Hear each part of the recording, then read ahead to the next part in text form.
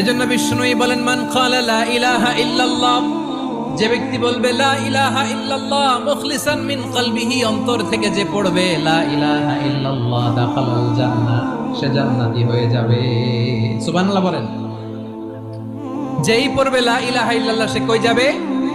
জান্নাতি হয়ে যাবে। এখন আমার সব ভাই যারাই লা ইলাহা পড়ছে জান্নাতে যাক, চাই কি চাই না? নাকি আপনি শুধু একাই জান্নাতে যেতে চান? একাই যেতে চান? জান্নাতে একা আমি যাব না তো ভাই, তোমাকেও জান্নাতে দলে নিতে চাই। সবাই বলেন, জান্নাতে একা আমি যাব না তো ভাই, তোমাকেও জান্নাতে দলে নিতে চাই। আমাদের জান্নাতের দল ভারী হোক, আমরা চাই কি চাই না? যেই বলবে লা ইলাহা ইল্লাল্লাহ ওই আমার ভাই, সে জান্নাতে যাক, এটাও